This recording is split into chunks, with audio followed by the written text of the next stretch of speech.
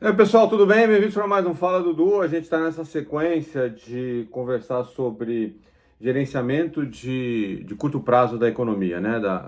Como a política fiscal, monetária ajudam a gerenciar o curto prazo. Seja que a economia pode estar fria, né? Pode estar andando devagar, o desemprego meio alto, e aí a gente desenha política monetária e fiscal expansionistas para poder dar aquele empuxo de demanda mesmo, né? No curto prazo, que vai ajudar a economia a se recuperar. Ou a economia está meio aquecida demais, a inflação está acima da meta, a inflação alta não é bom por diversos motivos. Para começar, porque ela redistribui dinheiro dos pobres para os mais ricos. A gente não gosta disso, né? Tem as perdas salariais associadas com inflação, pelo menos no curto prazo isso acontece. Enfim, e aí a gente parte com uma política monetária e fiscal mais contracionista. Aí as pessoas perguntam, mas e a política do câmbio? E a política cambial? Como é que ela fica nessa história, né? O câmbio tem dois sistemas de taxa de câmbio, basicamente. Um é o sistema de taxas de câmbio fixas, em que o Banco Central, o governo, fixa a taxa de câmbio a uma moeda estrangeira que tem inflação baixa. Por exemplo, o Brasil fixou por muito tempo ao dólar, vários países da América Latina fixaram ao dólar. Alguns chegaram até o ponto de adotar o dólar como moeda corrente, né? E isso faz com que a inflação e as expectativas de inflação fiquem ancoradas pela inflação externa. Tá? Porque é meio que como se o Brasil estivesse usando aquela moeda, mesmo que não estivesse usando o dólar em si, é como se a política monetária estivesse sendo implementada por aquele país que entrega uma inflação baixa, né?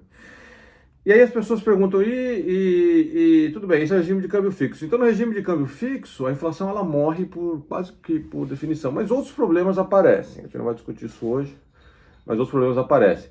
E no regime de câmbio flutuante, ou semi-flutuante, né, que nem é o da maioria dos países emergentes, flutua, não completamente ao sabor do mercado, mas flutua bastante. O Brasil, por exemplo, é um país que pratica bastante flutuação, né? Você vê a taxa de câmbio, ela reage aos choques e tal. Isso é uma maravilha, gente, para estabilizar o ciclo econômico. Eu vou dar um exemplo. Assim, vamos ligar com o setor externo, porque aí o câmbio está olhando mais para as coisas, acontecimentos que acontecem, coisas que acontecem no setor externo. Se a economia mundial começa a bombar, crescer mais, por algum motivo qualquer, não sei, mas é fora do Brasil, e aí aumenta muito a demanda por bens produzidos no Brasil, né? O que acontece? Tem uma entrada de dólares, então a economia brasileira vai aquecer, pode gerar meio que uma inflação. Entram dólares, quando os dólares entram dessas exportações, né? Porque a economia mundial está crescendo, a taxa de câmbio se fortalece, o nosso real se fortalece. E aí quando ele se fortalece vis-à-vis o dólar, isso segura um pouco a inflação, certo? Então é uma força na direção contrária, é como se fosse lembra que a gente falou dos estabilizadores automáticos na política fiscal? É um troço similar para o setor externo. E aí o contrário, quando a economia mundial está indo mal, ou acontece alguma coisa lá fora e tal, que vai afetar, vai enfraquecer a economia brasileira, o câmbio se deprecia, mas o real perde valor. Mas nesse momento isso é bom, porque quando o real perde o valor, a gente aumenta um pouco a rentabilidade do exportador, vis-à-vis o outro cenário, né? Vis-à-vis o que a gente chama de contrafactual. E aí quando o câmbio deprecia, o cara ele tem um lucro maior de exportar, ele aumenta a produção, aumenta o emprego, etc. E tem esse efeito meio que compensa, né, o esfriamento da economia lá fora. Então o câmbio é isso, e assim, o câmbio quando ele é deixado para flutuar, ele vai dar uma empurrada na economia quando ela está fraca, por conta desses motivos externos, né?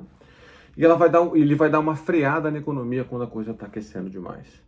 Então esse é o papel da política cambial, que nesse caso, né, no caso do Brasil e no caso de muitos países emergentes, hoje adotam o sistema de câmbio flexível, o câmbio tem esse papel de amortizador, ele amortiza o ciclo, tá bom? Um abraço para vocês, até o próximo Fala.